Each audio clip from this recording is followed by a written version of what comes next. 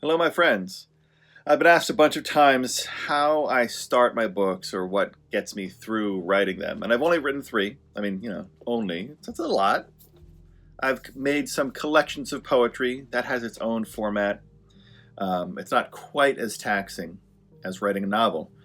So I'll tell you about the three that I've written so far, and then I'll tell you how I've begun formulating some of my other book ideas. First novel was Meadowvale. I grew up reading the Redwall series by Brian Jacques. Talk about talking animals going on adventures, swords, and Redwall Abbey is the main namesake of the story, and it's just lots of charming stuff. And so my first book was inspired by that. It was relatively straightforward in the sense that I started with some image. There was this young rabbit boy who was playing in the kitchen. And then I rolled forward. I dropped in an evil army invasion, and then the story split from the people that were captured and the people that were left over in the village. But the main way I formulated the story was just driving it forward. And I was like, okay, here we are now. What happens next? Then I switched over. Each chapter went back and forth between the different groupings. Again, the captives versus the villagers. But I kept on just pushing it forward, nudging it forward. And as I wrote, I started to have a vision of what it was going to become, where it might lead, what probably should happen at the end. And that kind of solidified the path I was taking. But for the most part, it was generally just, here I am now, aka like the last chapter. I usually reread the last chapter when I went to sit down to continue writing. And I let my imagination kind of roll free. Second novel is Michael the Traveler. Originally, it was just meant to be an exercise in scenery, in writing visuals or descriptive settings. Sometimes descriptive scenes, descriptive characters, descriptive experiences, like just trying to overload the senses. And again, it was just an exercise. I would write, chapters that were about 1,000 words, and maybe you don't have a sense of what the word count equals, but 1,000 words is like 2 to 4 pages. Very brief, very crisp little chapters. And they were just meant to paint some picture of some scene. It was a blog post thing. I did it weekly for a little while. And the scenes themselves were kind of trippy. It was like a fantasy setting, so it didn't have to follow common physics rules or whatever. But even then, it was still very, very stretching on the imagination. And then as I continued these chapters, these scenes, it still strained the cohesiveness of the story because it's not too much of a spoiler, but the main character, Michael, discovers he can travel between worlds, just the multi-dimensional universe in which he lives, but he originally thinks they're just dreams. And so as I was writing this, it was like mad vividness of some weird dream world, aka these vivid worlds to which he was traveling. And then that would alternated with chapters about him being a stable hand at an abbey. A fictional stuff, but much more conventional, where he had chores and he went to his meals and he, slept and woke up and stuff. But then after writing about 30 chapters of that, so it was 30,000 words, it was a big chunk. I thought to myself, I guess this should be a book now. Up to that point, there was this very loose cohesion in the world I was making up. Because it was a fantasy setting, and because the main character had this cosmic ability to travel between worlds, it gave me a lot of wiggle room. But once I finally decided, oh shoot, I think this is going to have to be a book, I started scrabbling for rules behind the world itself. And there was this brief moment where I almost got stuck trying to make sense out of it, trying to force sense out of it. But I was so committed. To keeping the freedom, keeping the weird magic. And so I continued chapters in the original inspiration of making vivid scenes, and it came out. It's if it ever became a movie, it's one of those movies where you'd watch it once and be like, wow, that was a great movie, and then you'd probably never watch it again because it was just too mind-numbing. I mean, of course, I wish, I hope, I dream it'd be one of those movies that'd be like, oh, this is fascinating. What did he mean when he made this thingy pink? And it didn't have a meaning, but there'd be so much madness throughout that does have meaning that people would be inspired to ask what the meaning of everything is. Anyway, I digress. The point I'm trying to tell with this particular book is originally just an exercise, aiming in no particular direction, and then after writing a whole lot of it, I realized, you know what, it probably should be a thing. And so, unlike Meadowvale, it wasn't a straight line. It was just this chaotic blast of color. And after a certain point, I said, okay, it has to drive towards something. And it still had a lot of wildness, a lot of imagination after noticing that milestone, if you will. But, yeah, a whole lot of wildness and freedom. My third book, Cyborg Diaries, was inspired by a couple of things happening all at once.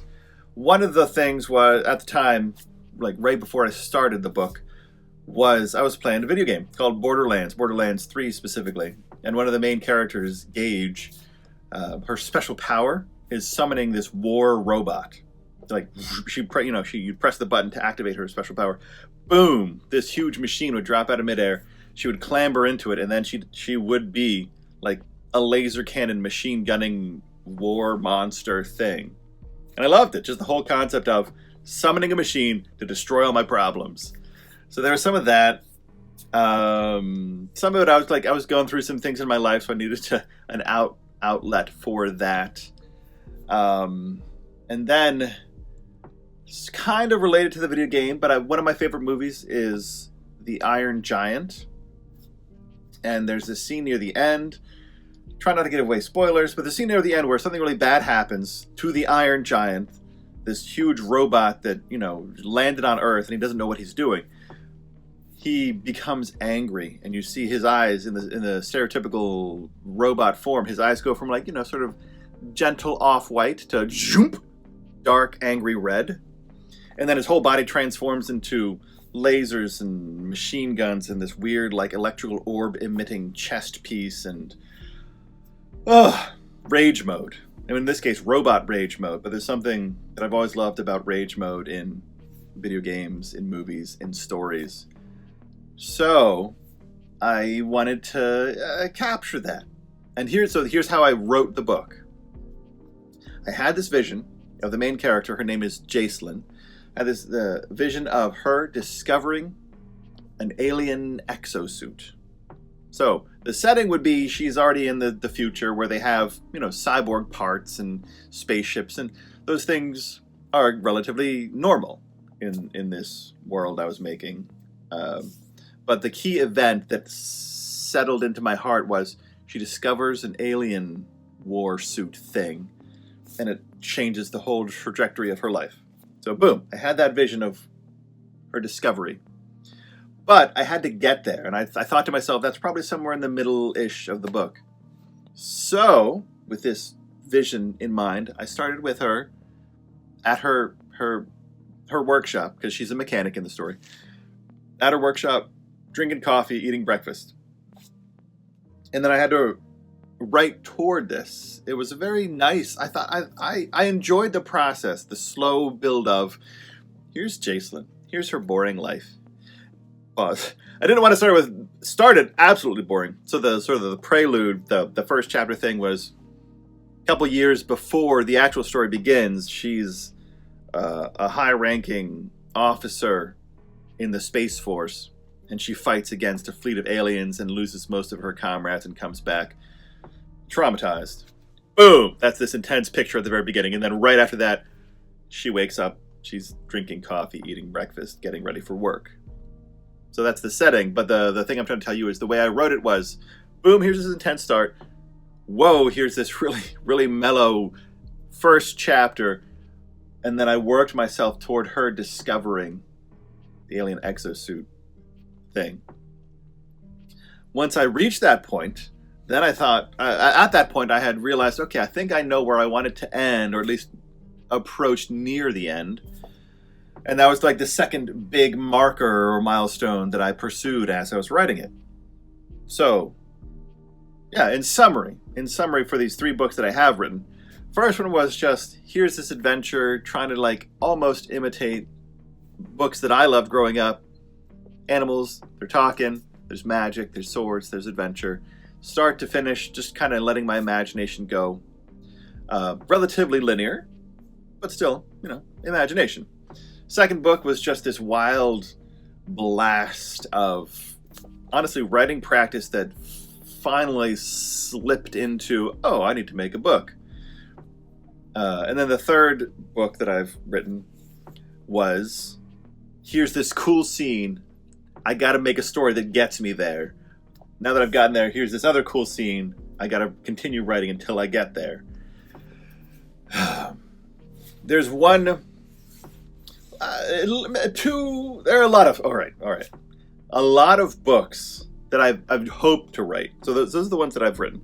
A lot of books that I hope to write now are sort of conglomerations of what I call sketches. I'm always writing something. And most of the time, it's just miscellaneous pieces of who knows what. I'll tell you the one. There are so many, and I don't want to drag you on for too long, but here's my favorite example so far. There's this book story concept. The working title is 7 Colors, because they have magical armbands that change color as you rank up or whatever. And lots of weird little details, but here's how this concept came to be. Over the many years, I've written sketches about wizards or something like that. And for a bunch of years, they weren't ever meant to be anything in particular. There was like this random sketch, kind of Harry Potter vibes of like this young boy who's going to a magic academy and he's learning how to like take responsibility. Oh, cute. And then there was this unrelated sketch about this young man who's trying to get into this specialized academy. So not like Harry Potter school anymore, but like this academy where they train government agents. And he's like, it's supposed to be an honor. Another unrelated sketch where there's this guy who happens to be a magical governmental agent, but it's too late, meaning he thought it was going to be an honor, but he realized he's an evil guy. The government just has him going and mostly killing innocent people for the good of the nation or whatever. And then another unrelated sketch.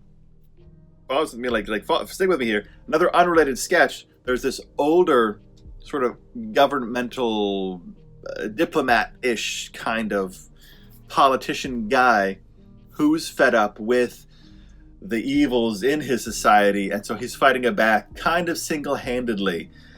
There are so many more sketches. Like there's this scatterblast of sketches across my own timeline.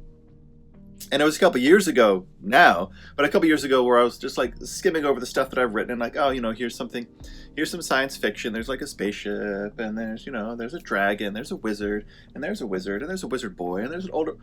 When I started noticing all of these wizard sketches have a lot of similarities. If you can imagine with me, I was like, here's this bulletin board where I like slapped them all on the bulletin board, and the line was only a little wiggly, meaning I could visualize a plot that would relatively smoothly connect quite a lot of my sketches. And so then, over the past few years, I started doing, like, shoving them on purpose. It's not a book, but there's a good cluster, a good pileup of chapters or scenes that start to paint what could eventually be, what I hope will be, a beautiful book series. So those are the book approaches that I've done. Some of the 3 that I've actually written and published. And then one sample of one that I hope to write someday. But those are just a few of the samples, that have made my books.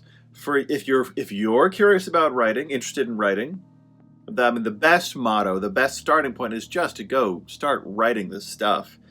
The biggest trick that I've learned with writing, besides having retroactively now, I can look back and say, here is how this came to be. Here's the trajectory that I followed. But the main trick, the main power is you just got to be writing. Because if you don't have any momentum, if you're not churning the words through your guts and out onto the page, you're not going to be able to find a rhythm that will make it a nice, neat plot line. If you are in motion, if you are writing, and if you are just doing the tedious work of typing something every day, or at least every few days, then you can start formulating a plan from how to get from the beginning to the end of a novel. I hope that offers you some insights. That's at least been my path with my books. I'd love to hear about what you're working on. Please let me know.